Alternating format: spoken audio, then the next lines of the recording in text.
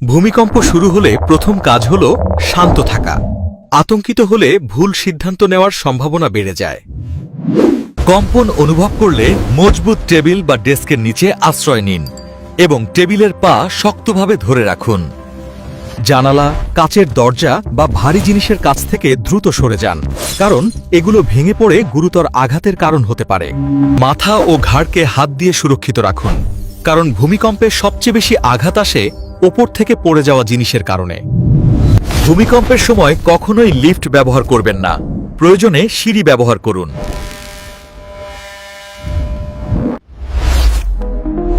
Mobile charge save করে জরুরি বার্তা ও সরকারি নির্দেশনা পর্যবেক্ষণ করুন। ভূমিকম্প থেমে গেলে গ্যাস, বিদ্যুৎ ও পানি লাইন বন্ধ করে দিন, যাতে পরবর্তী দুর্ঘটনা এড়ানো যায়। কম্পন থামলে খোলা জায়গায় যান, উঁচু ভবন এবং বিদ্যুৎ লাইনের কাছ থেকে দূরে থাকুন। জরুরি অবস্থার জন্য একটি ইমার্জেন্সি কিট প্রস্তুত রাখুন, যাতে টর্চ, পানি, পাওয়ার ব্যাংক, বাঁশি ও প্রাথমিক চিকিৎসা উপকরণ থাকে। মোবাইল নেটওয়ার্ক বন্ধ থাকলে ব্যাটারি চালিত রেডিওতে জরুরি তথ্য শুনুন। ভূমিকম্পের সময় দৌড়াদৌড়ি করবেন না, শৃঙ্খলিতভাবে সিঁড়ি দিয়ে নামুন।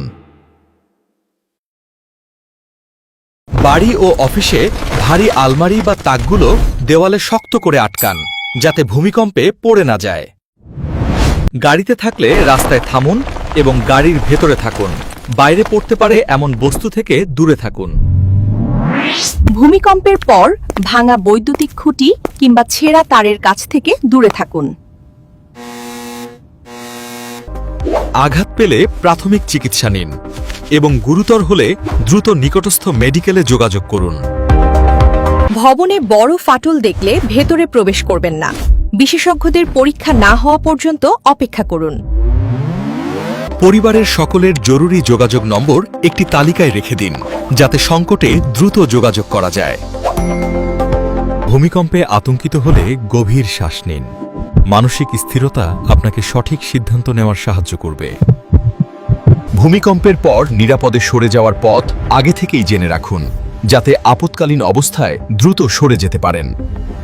যে কোনো বিপদের সময় সরকারি হেল্পলাইন নম্বরে যোগাযোগ করুন এবং যাচাই করা তথ্য ছাড়া গুজবে বিশ্বাস করবেন না।